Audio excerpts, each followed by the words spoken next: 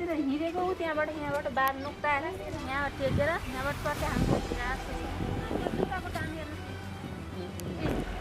जुत्ताको दाम धेरैजना आयो यहाँ रगत भल बगिरह्यो हेर्नुहोस् त पुरुषबाट यो ढोका कहिले युजै भन्ने यो ढोका पहिलो वर्ष भयो यो ढोका युजै भएको छैन यो बन्दको बन्दै छ यस्तो यहाँ दुईवटा नट छ त्यही पनि हेर्नुहोस् न यो दुईवटा नट छ भने कोही मान्छे कसरी यहाँबाट जान सक्दा पुरै इम्पोसिबल छ नि यहाँ लक हुन्थ्यो ढोका पनि खुलिन्थेन रातिमा चुक्कुल गराएको सब यसको सबै चुक्कुल लाउँथ्यो गराउ लाउँथ्यो सब लाग्नु हुन्थ्यो 10-11 वर्ष भइसक्यो घरमै बसेको त्यो त मान्छे त आँखा बन्दै गरेर पनि पछाडि आउँछ त्यही पनि त्यो जाली खोल्दा त्यो नट खोल्दा खुट्टा तल जाने पनि हो ठ्याक्कै खुट्टा राख्दाखेरि जाली आउँथ्यो जाली आयो भने उता जान्थ्यो नभए त्यहाँ खोल्दा तल भर्याङबाट पनि तल खस्थ्यो हामीले चाहिँ न्याय पाउनुपर्छ हाम्रो फ्यामिलीले न्याय पाउनुपर्छ यसरी मेरो श्रीमान जस्तो मान्छेलाई मार्छन् भने हामी त झन् मेरो अबोध बच्चा छन् दुईवटा म एक्लै मान्छेले के गर्न सक्छु भाइ मलाई सुरक्षा चाहियो न्याय चाहियो मलाई चाहिँ सबभन्दा मेरो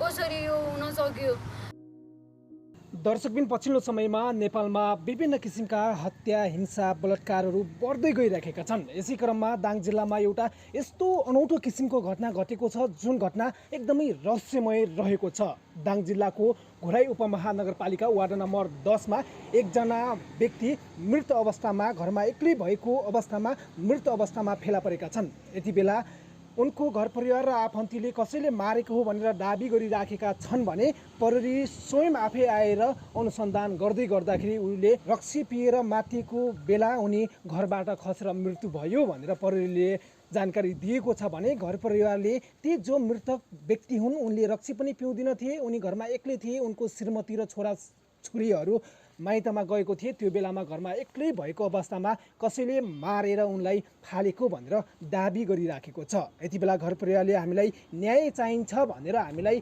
फोन गरिसकेपछि मिडियाको तर्फबाट हामीले गर्न सक्ने सहयोग गर्नको लागि यति बेला पीडित पक्षको कुरा सुन्नको लागि हामी जुन घरमा मृत अवस्थामा लास भेटिएको थियो उनी मृत अवस्थामा लास भेटिएको व्यक्तिको घरमा आएका छौँ यति बेला हामी यो घरका परिवारसँग कुराकानी गर्नेछौँ उहाँहरूको माग के हो उहाँहरूले के भन्न चाहनु भएको छ मिडियामा आएर सँगसँगै जो मृतक व्यक्ति हुन् उनको लास सुरुमा देख्ने उनलाई मृत अवस्थामा भेट्ने यही घरको गाडीको चालक ड्राइभर दाइ हुनुहुन्छ उहाँसँग हामी विशेष कुराकानी गर्नेछौँ उहाँले कस्तो अवस्थामा भेट्नु भएको थियो भनेर आज हामी उहाँसँग पनि कुराकानी गर्नेछौँ घटनाको सत्य तथ्य हामीले बाहिर लिने प्रयास गर्नेछौँ र दोषीलाई कडाभन्दा कडा कारबाही होस् यदि उनको हत्या कसैले हत्या नै गरेको हो भने त्यसलाई कडाभन्दा कडा कारबाही होस् भनेर हामी मिडियाहरू माग गर्दछौँ स्वागत छ हजुरलाई तपाईँ को पर्नुहुन्छ म दाजु मृतकको दाजु हजुर खास घटना के भएको थियो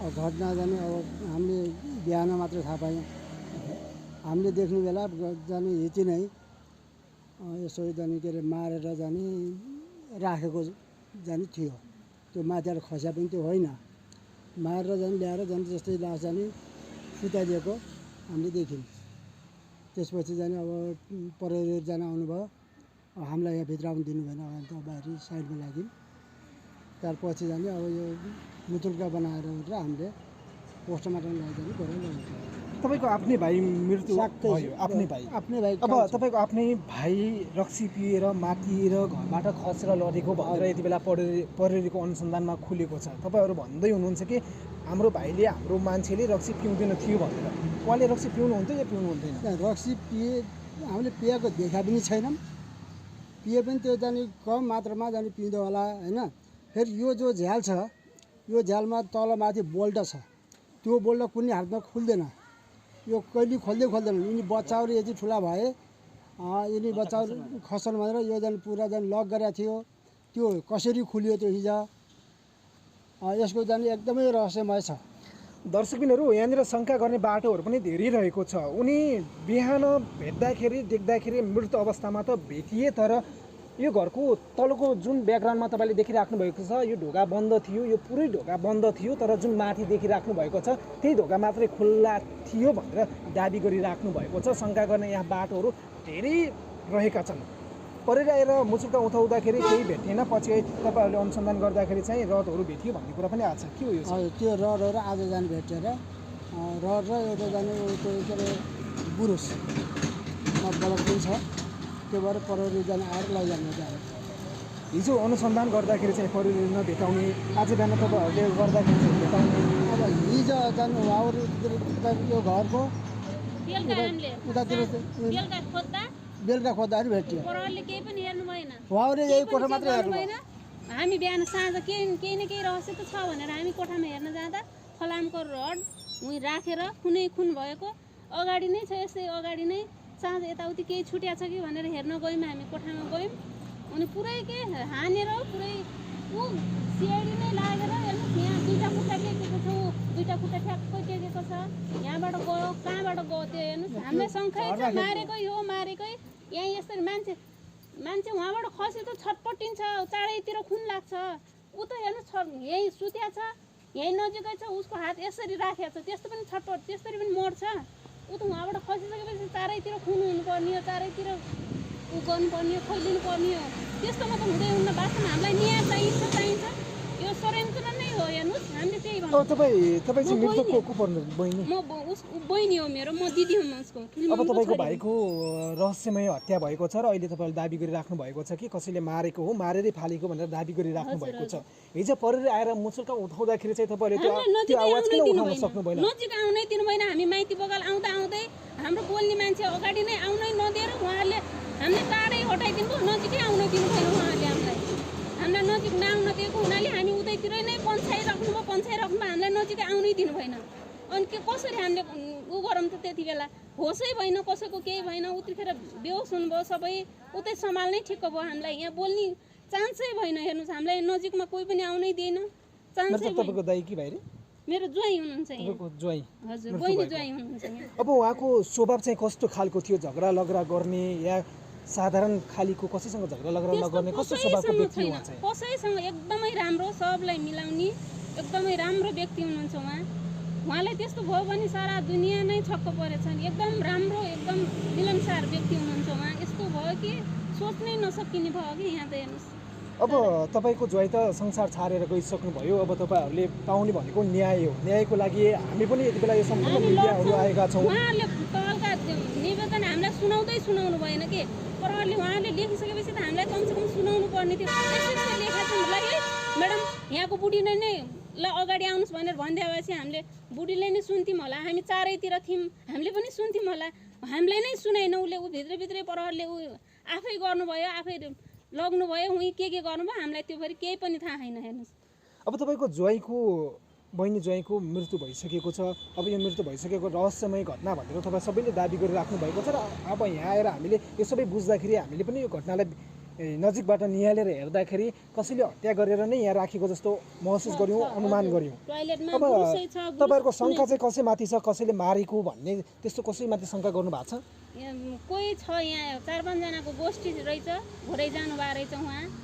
अनि उहाँले केही न केही प्लान गरेर रहेछ, भाइ आऊ यहाँ भन्न हो के थियो यहाँ, तिमीले भनेछ आऊ के थियो यहाँ प्लान पहिला ज्वाइँहरूको। अनि 7 जनाको ग्रुप हुनुहुन्न रहेछ उहाँहरू, 7 जनाको ग्रुप हुनुहुन्न रहेछ। मिटिङ गरेर साँझ यहाँ आएर बुढी केटाकेटी तुलसीपुर गएका, अन्त तुलसीपुर लाइसेन्सको इक्जाम दिन उहाँ तुलसीपुर गएका, फर्केर साँझ यहाँ ज्वाइँ जाने उता सबै गाडीमा बाइकमा आउने भनेर भनेको। न यहाँबाट गइपुग्नु भयो, पहिला फोन भयो, छोरासँग फोन भयो, पछि त फोनै भएन, सम्पर्कै भएन। 9-10 बजीतिर हेर्नु सम्पर्क नहुँदाखेरि उता हेर्नु सम्पर्कै भएन भनेर भन्दै हुनुहुन्छ उहाँले। बहिनीले नै सम्पर्क भएन भन्छ। अब के भनौँ त्यहाँभन्दा, म त बोल्नै सकिनँ। अब तपाईँहरूको माग चाहिँ के छ दिदी? हामीलाई न्याय चाहिन्छ बहिनीको लागि। हामी कसरी ओके, यति बेला यो घर परिवार निकै दुःखमा छ। दर्शकवृन्दहरू, उहाँहरूको अन्तिम माग भनेको हामीले न्याय पाउनुपर्छ। जसरी भए पनि हाम्रो आफन्तीलाई, हाम्रो मान्छेलाई कसैले मारेरै फालेको हो भनेर दाबी गरिराख्नु भएको छ। हामी घटनाको सत्य तथ्य बाहिर लिने प्रयासमा जुटिराखेका छौँ, प्रयासमा लागिराखेका छौँ। यति बेला म अन्य व्यक्तिहरूसँग पनि कुरा गर्छु। स्वागत छ हजुरलाई। धन्यवाद। तपाईँ चाहिँ को पर्नुहुन्छ?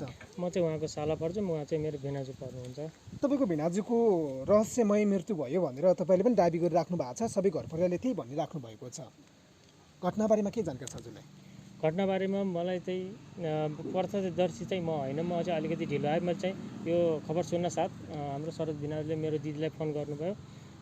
फोन गरेर भिनाजु लड्नु भएको छ, उठ्नुहुन्न भनेर चाहिँ भनिसकेपछि हामी अकस्मात उहाँबाट छिटो दिदीलाई मैले लिएर आएँ। दिदी किन चाहिँ उहाँ माइत गएको थिएँ होइन।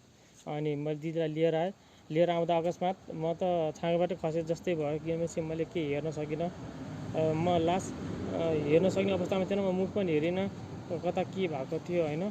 अनि तपाईँले भिनाको लास देख्नुभयो कि भयो? मैले लास राम्रोसँग म कसैको चोटपटक हेर्नै नसक्ने मान्छे, किनभने चाहिँ मलाई हेरेपछि भित्रबाट फेन्ट होला जस्तो हुने भएको कारणले गर्दा म टाढेबाट हेरेर बसेँ, म नजिक आउन सकिनँ। तपाईँले टाढाबाट हेर्दाखेरि होइन सुरुमा तपाईँले लास आएर देखिसकेपछि त्यो तपाईँको भिनाको लास कस्तो अवस्थामा थियो? लास चाहिँ एउटा खुट्टा चाहिँ फोल्ड गरेको, यो लेफ्ट खुट्टा चाहिँ फोल्ड गरेको, अनि यो मुख चाहिँ उता दक्षिणतिर फर्केको थियो होइन। अनि घुँडामा चाहिँ अलिकति यो निलडाम थियो, निलडाम त्यो सरियाले हानेको जस्तो देखिन्थ्यो, निलडाम नै थियो मुखमा। अनि खुट्टामा, घाँटीमा, तिग्रामा कतातिर धेरै ठाउँ देखिन्थ्यो। तर यहाँ आएर हामी अहिले यो सबै घटनाको बारेमा बुझिरहँदाखेरि घटना अलिकति रहस्यमय हामीले पनि बुझ्यौँ, त्यही अनुसन्धान गऱ्यौँ हामीले पनि होइन। हजुर। अब प्रहरीले आएर मुचुल्का उठाउँदाखेरि प्रहरीले केही पनि नभेट्ने, प्रहरीले मुचुल्का उठाएर लगिसकेपछि तपाईँहरूले त्यो कोठाहरूमा, घरको छतमा रडहरू भेट्ने? रडहरू चाहिँ मेरो दिदीले पहिले देख्नुभयो, म चाहिँ यहाँ थिएन, म बेलुका चाहिँ निक्लिहालेको थिएँ घरतिर। मेरो खासमा प्रत्यक्षदर्शी भनेको मेरो अर्को सानो दिदी, मेरो दिदीको बहिनी र मेरो ठुलो बहिनीको छोरी अर्को दिदी हुनुहुन्थ्यो, उहाँले देख्नुभयो होइन। यसको बारेमा चाहिँ देख्न साथ अनि त्यसमा चाहिँ बिहान चाहिँ प्रहरीलाई हामीले बोलाइसक्यौँ। बोलाएर रडमा चाहिँ ब्लड नै थियो। अनि त्यस बाथरुममा ब्रस पनि इन्भेस्टिगेसनको लागि प्रहरीले लिएर गइसकेको छ, त्यसमा पनि ब्लड देखिरहेको थियो। अनि टोयलेट सफा गर्ने क्रममा बिहान टोयलेट पनि जानै पर्यो होइन, त्यसलाई टच नगरौँ भन्ने भएन। अब दिसा पिसाब त बिहान त जानै पर्ने अवस्था भयो है। त्यतिखेर चाहिँ त्यो सफा गर्ने क्रममा चाहिँ त्यसमा ब्लड देखियो। ब्लड सफा गर्ने चाहिँ हाम्रो उहीँ दिदी हुनुहुन्छ, अघि जो कुरा गर्नुभयो त्यही दिदीले देख्नु भएको हो।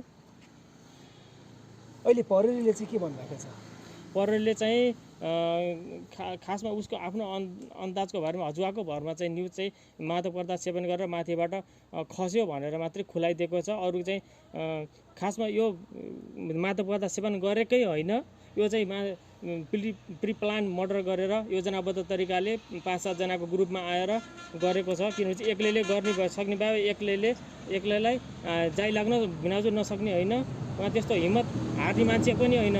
सबको समय डटेर लाग्ने र घर परिवार समाजको कोही मान्छे सोध्न आउँदा, आफूभन्दा जेठो मान्छे पनि सोध्न आउँदाखेरि हौसला दिने, यस्तो गर्नुहुन्न, राम्रो गर्नुपर्छ, सबैलाई राम्रो गरेर देखाउनुपर्छ र सबैको मनमा बस्ने एकदम मनको सबैको ढुकढुकी हुनुहुन्थ्यो, राम्रो हुनुहुन्थ्यो। किनभने चाहिँ उहाँहरूलाई म केही बोल्न सकिरहेको छैन, मैले आवाज पनि आइरहेको छैन मेरो।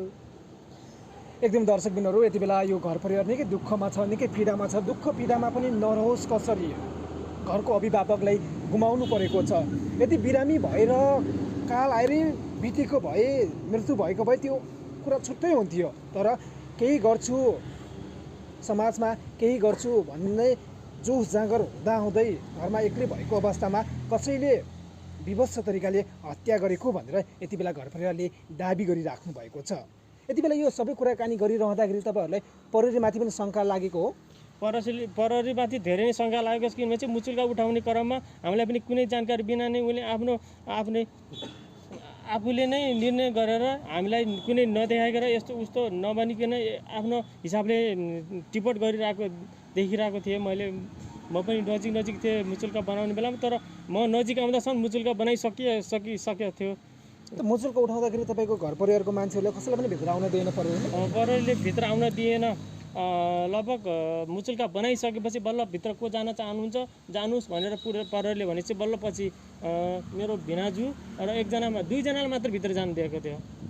त्यसपछि प्रहरीले के कुरा जानकारी दिएको रहेछ के बुझ्नुभयो? त्यसपछि मैले सोधेँ, इन्भेस्टिगेसन गर्ने टोली सरलाई पनि सोधेँ, सर बैकलबाट पनि झ्याल एउटा खुलिया छ कि उहाँबाट झर्न सक्छ कि सक्दैन हेर्नुभयो कि डोरी झालेर पनि त झर्न सक्छ भन्दाखेरि केही उहाँ बैकलमा केही देखिएन।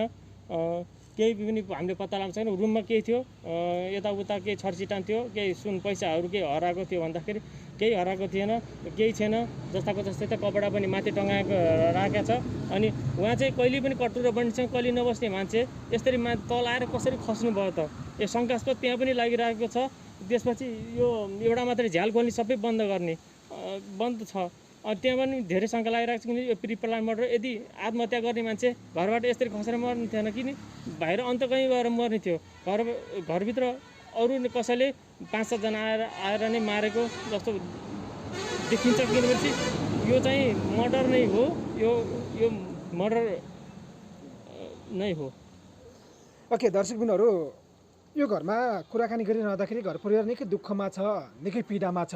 हामीले महसुस मात्र गर्न सक्छौँ उहाँहरू निकै पीडामा हुनुहुन्छ। उहाँहरूले प्रहरीमाथि पनि शङ्का गर्नुभएको छ, किनभने मुचुल्का उठाउँदै गर्दाखेरि घर परिवार कसैले पनि आउन दिएन, आफ्नै तरिकाले मुचुल्का उठाइदिए प्रहरीले पनि भनेर दाबी गरिराख्नु भएको छ। हाम्रो माग भनेको जो दोषी छ त्यसलाई कडाभन्दा कडा कारबाही होस् भन्ने हाम्रो माग हो। यति बेला यो घटनालाई प्रत्यक्ष रूपमा देख्नुहुने जसले सुरुमा लास देख्नुभएको थियो उहाँसँग पनि उहाँले लास देख्दाखेरि कस्तो अवस्थामा थियो, उहाँले के देख्नुभएको थियो, घटनाको बारेमा के बुझ्नुभएको छ भन्ने बारेमा म उहाँसँग कुराकानी गर्दछु। हजुरको परिचय दिनु न। मेरो नाम राजु शर्मा, बस चलाउने चालक। भनेपछि तपाईँको साउजी जो मृत्यु हुनुभयो उहाँ, तपाईँ बिहान सुरुमा लास तपाईँले देख्नुभयो भन्ने कुराकानी बुझ्यौँ हामीले यहाँ आएर, होइन? तपाईँ सुरुमा बिहान यहाँ कति बेला आउनुभएको थियो? तपाईँले देख्दाखेरि लास कस्तो अवस्थामा थियो? म बिहान 5 बजी आइपुगेका थिएँ। लास जुन अरूले भन्नुभयो सायद त्यही तरिकाको हुनुहुन्थ्यो, ब्लड बगिरहेको थियो। तपाईँ आउँदाखेरि लास यहीँनिर पल्टिराखेको थियो, कस्तो अवस्थामा थियो लास? लास एउटा खुट्टा खुम्चिएको, एउटा भएको, एउटा हात चेपिएको, एउटा हात यस्तो हिसाबमा यस्तो अवस्थामा। अब तपाईँको साउजी भनेपछि अब तपाईँ जसको गाडी चलाउनुहुन्थ्यो उहाँको आज रहस्यमय मृत्यु भएको छ, होइन? तपाईँले साउको बारेमा त अलि नजिकबाट बुझ्नु भएको छ होला। कति भएको थियो यहाँ तपाईँले काम गर्न लागेको, ड्राइभरिङ गर्न लागेको? मैले 3 वर्ष। अब 3 वर्ष भनेपछि त साउजीलाई एकदमै नजिकैबाट बुझ्नु भएको थियो होला। कस्तो स्वभावको हो उहाँ? अब शिक्षक हुनुहुन्थ्यो, पढाउन जानुहुन्थ्यो। अब त्यति केही कुरा हुन्थ्यो, राम्रोसँग राम्रो व्यवहार हुन्थ्यो, नराम्रो गर्नुहुन्थ्यो, त्यस्तो हुनुहुन्थ्यो। यताउति कुरा हुनुहुन्थ्यो, सोध्नुहुन्थ्यो केही सल्लाह माग्नु यस्तो भन्नुहुन्थ्यो। त्यो 3 दिन अगाडि पनि यस्तो खोल्दैछौँ कस्तो हुन्छ भनेर सल्लाह माग्नुभएको। ठिकै हुन्छ, कमान क्षेत्र हो र अङ्कल भन्नुहुन्थ्यो। खास गरी के को सल्लाह लिनुभएको थियो हजुरसँग? उहाँले एउटा इन्जिन सम्बन्धी बनाउने वर्कसप खोल्दैछ भन्ने कुरा सल्लाह माग्नुभएको। के छ कमाइ, कस्तो के हुन्छ भन्ने वैशाखसम्म ओपनिङ गर्ने भन्ने कुरा पनि गरिरहनु भएको थियो। अब यति बेला घर परिवारले रहस्यमय हत्या भयो, कसैले नै हत्या गरेको, उहाँ आफै आफ्नो आत्महत्या गर्नुभएको होइन भनेर दाबी गरिराख्नु भएको छ, होइन? तपाईँलाई चाहिँ के लाग्छ, उहाँले आफ्नो आत्महत्या आफै गर्नुभएको हो या कसैले मार्नु भएको हो, के लाग्छ तपाईँलाई चाहिँ? आत्महत्या गर्ने मान्छे त हुन्न, त्यो कसरी घटना घट्यो, कसैसँग दुश्मनी भएको त्यो कुरा थाहा थियो हजुरलाई? यातायात क्षेत्रतिर गाडी जानु,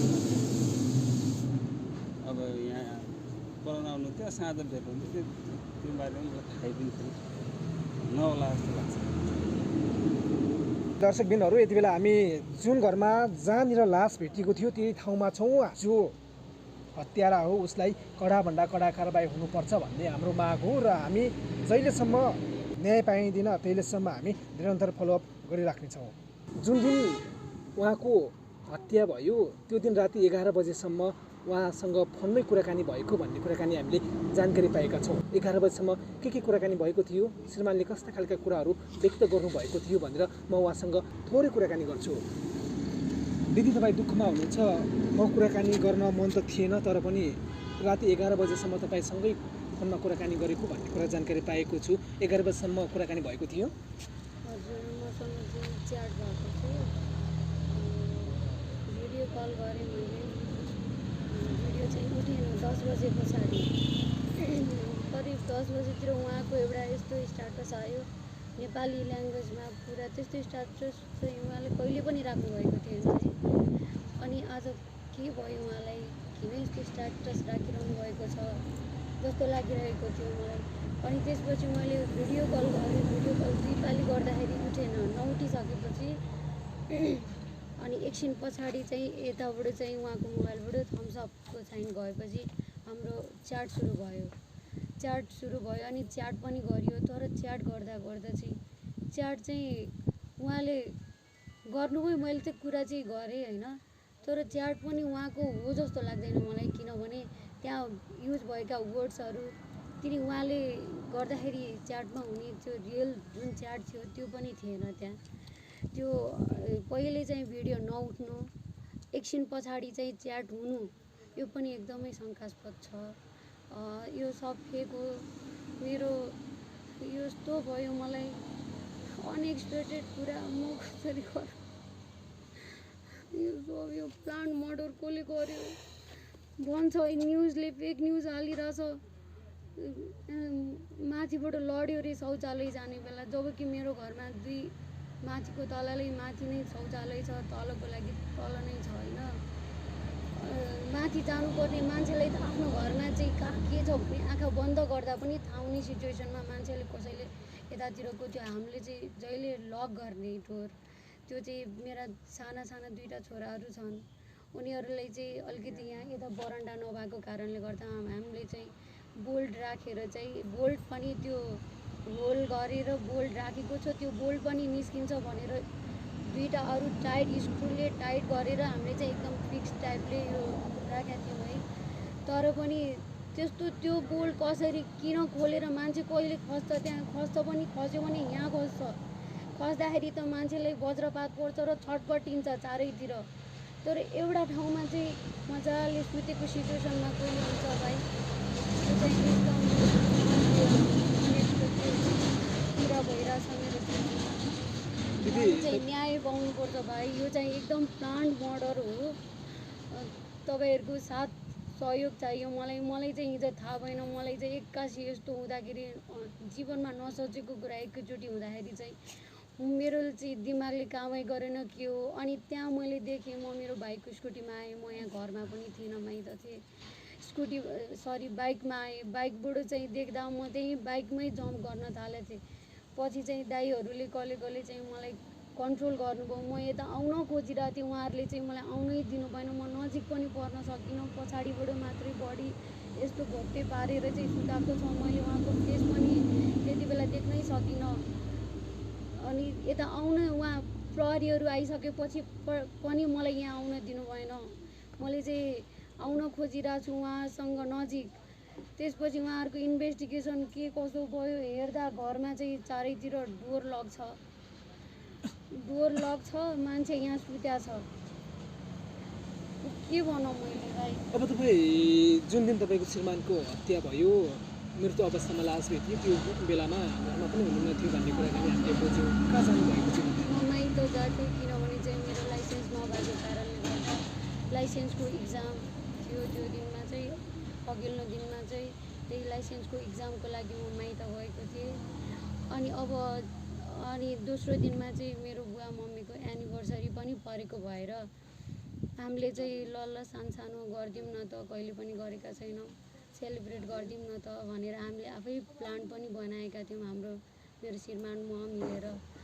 अब अहिले तपाईँको श्रीमानको एकदमै रहस्यमय हत्या भएको भनेर तपाईँहरूले दाबी गरिराख्नु भएको छ र हामी आएर सबै बुझ्दाखेरि रहस्यमय नै देखिन्छ। एकदम रहस्यमय छ भाइ। श्रीमानसँग पहिले कुराकानी हुँदाखेरि कहीँ झगडा परेको छ, कसैसँग दुश्मनी छ भन्ने कुराकानी भयो भएन, कुरा गर्नुहुन्थ्यो हुँदैन थियो? त्यस्तो दुश्मनी त उहाँले चाहिँ सबलाई मिलाएर लग्ने मान्छे हो। एउटा सबलाई समाजमा एउटा इक्जाम्पल जस्तो भएको मान्छे, टोलमा गाउँमा छरछिमेकलाई सबलाई मिलाएर राख्ने मान्छे हुनुहुन्छ उहाँ। भने चाहिँ उहाँ खै अरू मलाई चाहिँ धेरै कुरा थाहा भएन भाइ। सबैलाई मिलाउने मान्छे, अब कहाँबाट को शत्रु जन्मियो यसरी, मलाई चाहिँ उहाँले त्यस्तो मेरो यो छ त्यो छ चाहिँ सेयर गर्नुभएको थिएन होइन। तर चाहिँ हामीले चाहिँ अब अहिले चाहिँ नयाँ बिजनेस स्टार्ट गर्ने भनेर भर्खरै प्रोसेसमा गइरहेको थियौँ। त्यही प्रोसेसमा चाहिँ उहाँलाई चाहिँ टाइममा मिटिङ छ है भनेर, अब स्कुलमा पढाउने टिचर स्कुल कम्प्लिट भइसकेपछि उता मिटिङ जानु, घर फ्यामिली भएन भने टोल गाउँ छरछिमेक टोलको पनि अध्यक्ष भएको मान्छेलाई चाहिँ प्रेसर नै हुन्छ क्या भाइ होइन र। सबैलाई मिलाउँदा जाँदाखेरि जिम्मेवारी पनि थप मेरा साना दुईवटा बच्चा छन् अनि त्यसपछि बच्चाहरूलाई पनि हेर्नु पर्यो म कसरी एक्लै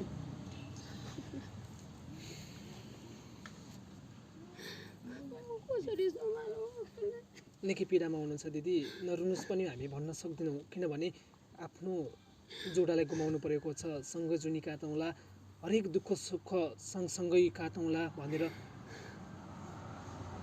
विवाह गरेर आएको श्रीमानलाई आज गुमाउनु पर्दाको पीडा हामी महसुस मात्र गर्न सक्छौँ दिदी। अब तपाईँहरूको माग चाहिँ के रहन्छ? हामीले चाहिँ न्याय पाउनुपर्छ, हाम्रो फ्यामिलीले न्याय पाउनुपर्छ। यसरी मेरो श्रीमान जस्तो मान्छेलाई मार्छन् भने हामी त झन् मेरा अबोध बच्चा छन् दुईवटा, म एक्लै मान्छेले के गर्न सक्छु भाइ? मलाई सुरक्षा चाहियो, न्याय चाहियो। मलाई चाहिँ सबभन्दा मेरो कसरी यो हुन सक्यो?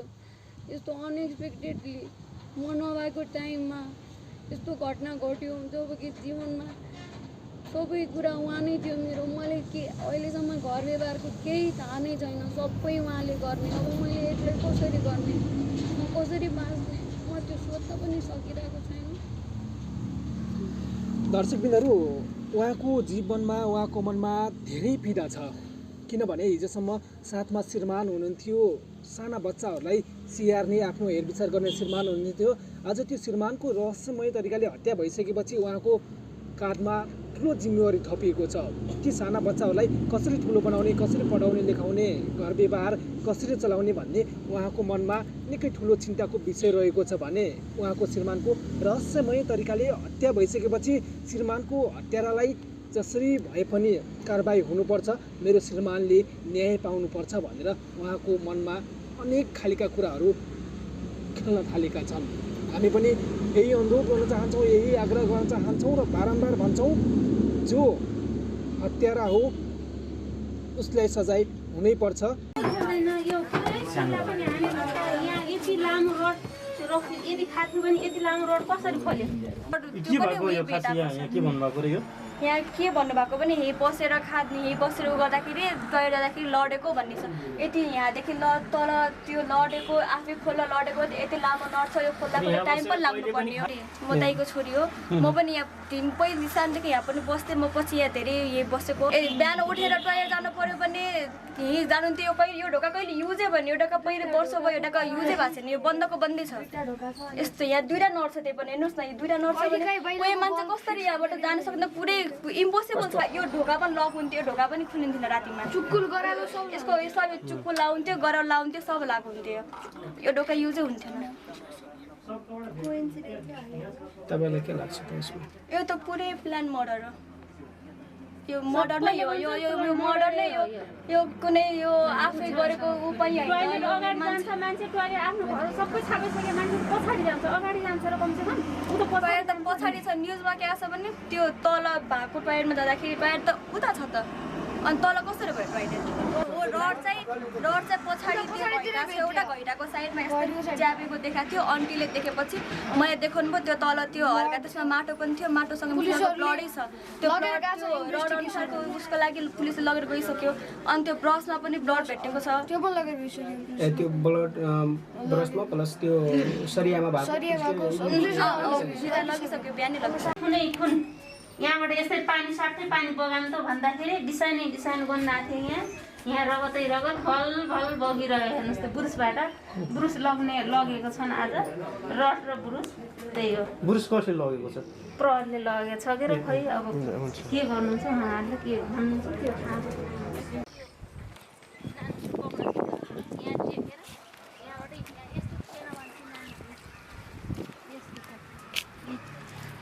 टेकेर यहाँबाट कतै हाम्रो जस्तो छ। पहिला यस्तो बाङ्गे थिएन होइन? यो पनि बाङ्गे थिएन। जुत्ताको दाम हेर्नुहोस्, जुत्ताको दाम यहाँ धेरैजना आएछन् कि धेरैजना जुत्ताको दामहरू पनि छ र यो प्लानिङ रूपले भएको भन्ने देखिन्छ। हामी यहाँ टेक्दै आइनौँ। हेर्नुहोस् यहाँ त धेरै दामहरू छ त, धेरै छन्। होइन हजुर पहिल्यैदेखि रहेछ कि हामीलाई थाहै